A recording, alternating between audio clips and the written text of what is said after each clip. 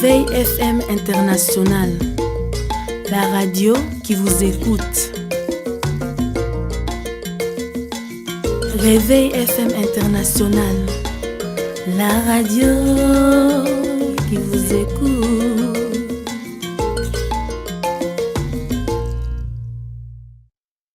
Nous sommes en 1960 à l'indépendance. Nous héritons les mêmes 6 provinces. Mais suite aux troubles créés par les ennemis du Congo, on nous appelle à la conférence qu'on appelle la conférence constitutionnelle de Loulouabourg pour doter le pays d'une constitution d'inspiration totalement, fondamentalement congolaise, c'est-à-dire se déconnecter de la loi fondamentale qui a été laissée par les Belges. Et cette constitution offre à la République la possibilité de 21 provinces. Une année plus tard, Mobutu fait son coup d'État et qualifie ces provinces de provinces 7, c'est-à-dire une division administrative inefficace, contre-productive et tout ça. Il ramène les provinces à 9. Je crois, plus la ville de Kinshasa, à 9. Et ensuite, ça deviendra, pour toujours des calculs politiciens et tout ça, le découpage de la province du Kivu, puisque c'était le Kivu Maniema et tout ça, etc. Maintenant, ça devient Nord Kivu et Sud Kivu. On ne sait pas, pour des calculs politiciens, ça devient 12. Toi-même, Freddy Moulongo, tu viens d'un grand pays qui est la France, qui avait, jusque je ne sais pas en quelle année, jusqu'à l'année dernière, plus de 22 départements, 21 ou 22. Qu'est-ce qui a poussé le gouvernement de M. Valls et son prédécesseur, Hérol, avec la vision du président Hollande, de ramener ces départements 22 à une dizaine, 13. C'est parce que on ne peut pas faire une division administrative comme ça par un calcul politique. Mais c'est tout un grand processus qu'il faut engager. Il y a un processus d'abord psychologique. Il y a des années que les gens ont vécu sur le même espace, ensemble et tout ça, et qui vont se voir carrément arrachés des autres pour aller apprendre maintenant à d'autres réalités qui nous ont... Mais tout ça, ça demande toute une démarche petite. Est-ce que, en ce moment ici, après 9 ans, puisque cette histoire de 26 provinces, c'était dans la Constitution de Liège. C'était dans la Constitution de Liège. Oui. C'était parmi les priorités d'ailleurs de ce régime. Mais pourquoi attendre juste presque à la fin d'un faux mandat pour lancer au moment où on le taxe de vouloir s'accrocher encore au pouvoir, on le taxe de vouloir violer encore cette fameuse constitution en créant des lois qui lui permettra de faire un glissement. Il y a à se poser des questions. Pourquoi seulement au moment où on a parlé de faux penalty par son ancien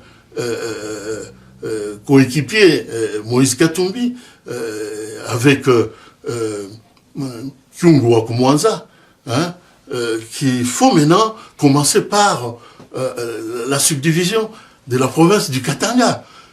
Il y a quelque chose qui se cache derrière. Puisque techniquement, il faut dire que cette idée peut être réalisable. Mais il y a des problèmes de finances qui vont se poser. Je suis tombé sur un document de l'Institut, voilà, de l'Institut, je peux avoir, de l'Institut, tu as tes lunettes. Voilà, j'ai mes lunettes. Oui. Sur un rapport partiel de l'Institut de recherche en droit humain de Lubumbashi, qui s'inquiète sur ce découpage. Et c'est intitulé « Des hauts risques sur le découpage territorial ». Et ils ont travaillé sur base d'un document qu'ils ont eu du département du ministère de l'Intérieur, qui est l'artisan de cette aventure. Parce que c'est Bochab. C'est Bochab qui est toujours celui qui veut que le faux Kabila puisse toujours demeurer au pouvoir. Puisqu'en demeurant au pouvoir, il va le protéger sur le vol de 30 millions qu'il a piqué donc à la Société nationale d'électricité, SNEL. Il va le protéger pour les crimes que son propre fils a commis, a tué plus de 5 personnes dans un accident, et puis on l'a exfiltré du pays. Il se trouve quelque part ici en Belgique, pendant que les familles des victimes, les familles éprouvées, continuent à pleurer leurs enfants. C'est ça. Et puis, ce découpage, on l'a sorti d'un chapeau de magicien tout de suite pour dire tentons maintenant la dernière chance pour nous maintenir. Et d'ailleurs, avant d'en arriver là-bas, ce document, je l'ai eu, et j'ai eu encore un autre document. C'est un document sur la réaction, c'est-à-dire la démarche des personnalités de la majorité dite présidentielle et du gouvernement.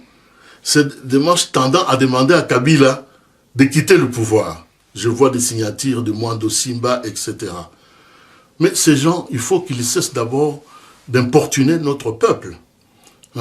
Parce que ce n'est pas maintenant qu'ils vont dire, au moment où le bateau est en train donc de se noyer, le bateau qu'ils ont conduit ensemble avec Kabila, maintenant ils veulent maintenant sauter par-dessus le bord, après avoir participé aux crimes économiques, aux crimes de sang, aux crimes, aux viols avec Kabila.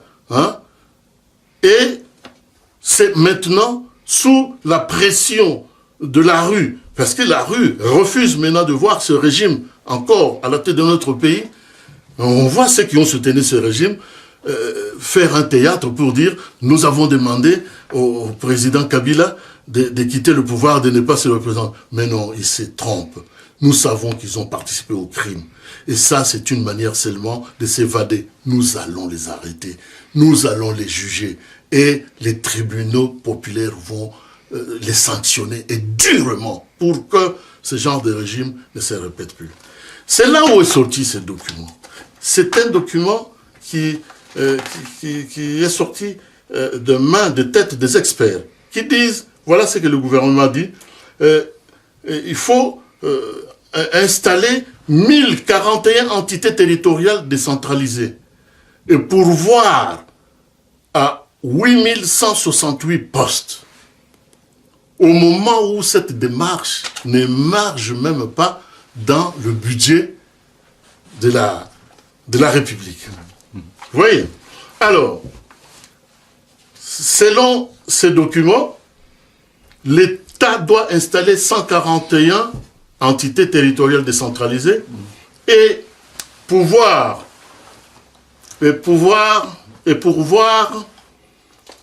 excusez-moi,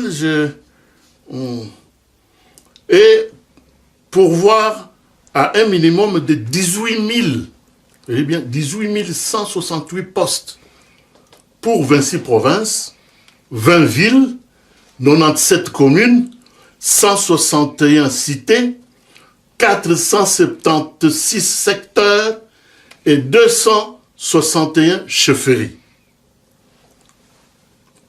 Il faut imaginer ce que ça va devenir. Cela implique quoi? Sur le plan de mobilisation des ressources humaines. implique 26 gouverneurs et leurs vice-gouverneurs, 26 aussi, ce qui fera au total 52 personnes. 40 maires et maires adjoints, ce qui fera 80 personnes.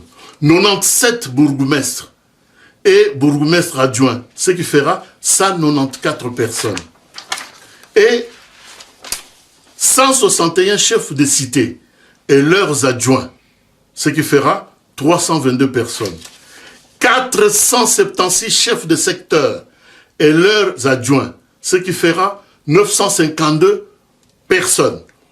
Et 261 chefs de chefferie et leurs adjoints, ce qui fera 522. Vous comprendrez, mon ami Freddy Moulongo, où nous allons avec cette aventure de découpage à haut risque. Et les exécutifs travaillent avec le gouvernement local. C'est-à-dire quoi? Il faut alors 10 ministres par province. Ce qui fera soit 260 personnes pour les 26 provinces. 100 personnes pour le 20 mairies. 485 personnes pour 97 communes. 805 personnes pour les 161 cités. 1428 membres pour les secteurs et 785 pour les chefferies. Les assemblées seront constituées de 690 élus provinciaux, 388 élus de mairie et 1067 élus des communes et 1610 élus de cités et 7470 élus de secteurs et chefferies. C'est vraiment énorme. Mais c'est vraiment énorme. Il faut avoir, je ne sais pas moi, la tête en bas, les jambes en l'air pour faire des trucs comme ça. Alors, maintenant, il faut dire que, à leur avis, aux chiffres si hauts indiqués, il faut ajouter, ce n'est pas fini, il faut ajouter des services publics de l'État, c'est-à-dire magistrats, il faut les officiers et agents de police judiciaire, des parquets, il faut ajouter agents de la police nationale congolaise, il faut ajouter agents de service national de renseignement et de l'immigration, il faut ajouter des régions militaires de province, agents d'hygiène, environnement et santé publique, médecins et infirmiers de l'État, agents administratifs de l'enseignement des nouvelles provinces, services collecteurs d'impôts, DGI, DGRAD et DGDA. Je te pose la question, Freddy Moulongo, avec, au regard de ce tableau, dans cette aventure de découpage, et au moment où nous vivons, où ils disent qu'il n'y a pas assez d'argent dans les caisses de l'État, qui de budget pour financer tout ceci? Il faut rapatrier l'argent qui est... Il faut que ces gens... Moi, j'accepterais si les roitelets qui à la tête de notre pays rapatrient l'argent qu'il a mis, donc, les 17 milliards qu'il a mis dans les îles britanniques, que ça retourne au pays. Mais aussi, comment on peut imaginer une telle sale aventure en ce moment où les chefs-lieux des districts deviendront carrément les chefs-lieux des provinces? Il y a certains chefs-lieux où il n'y a aucun bâtiment administratif, où il n'y a pas de route, où il n'y a pas de pont, où il n'y a pas même d'école. Les gens peuvent quitter ici jusqu'à, je sais pas, 20 km pour aller laisser leurs enfants à l'école. Il y a tellement de choses impensables. Hein? Il y a des trucs... Mais ça ne peut pas aller de cette manière-là. Parce qu'il faut préparer. Il faut arriver à préparer ça avec intelligence et avec beaucoup plus de méthode. Alors, bon, Paul Kaumbu parle avec passion, mais le mot de la fin. Le mot de la fin... Par rapport au Front civil des résistances populaires et par rapport, comment est-ce que vous voyez l'avenir, le présent et l'avenir? Le présent et l'avenir.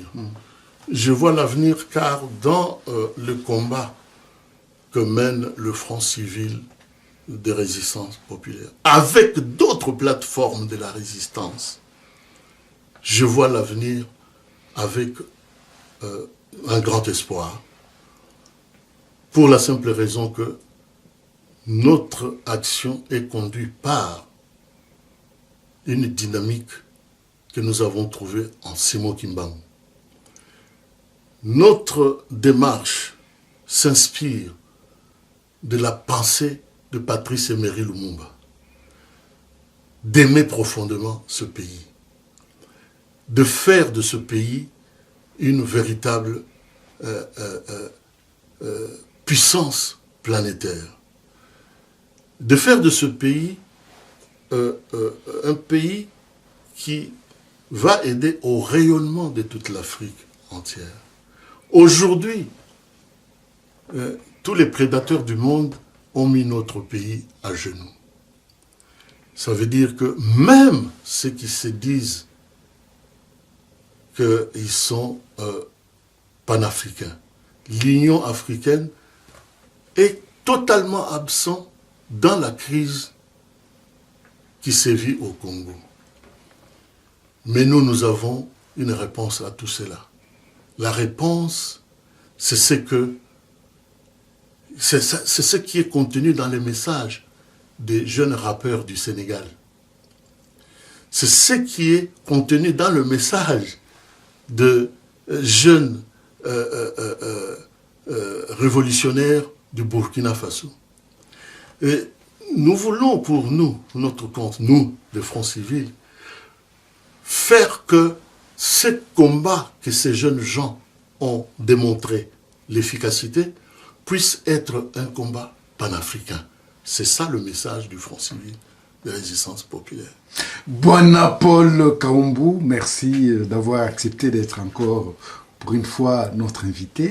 J'espère que nous vous avons donné librement la parole, avec cette liberté d'expression. Vous vous êtes exprimé sans qu'on vous coupe la parole et nous savons très bien que le Front civil des résistances populaires a toujours son mot à dire, il voit les choses différemment. Mais en tout cas, merci de l'accueil et bonne continuation dans la lutte pour les soulèvements populaires afin que les choses puissent véritablement changer en République démocratique du Congo. Merci mille fois, Freddy Mulongo. Votre média a toujours un média qui soutient le combat de libération. Et merci. Nous devons en tout cas cette reconnaissance méritée. Merci. Merci à vous.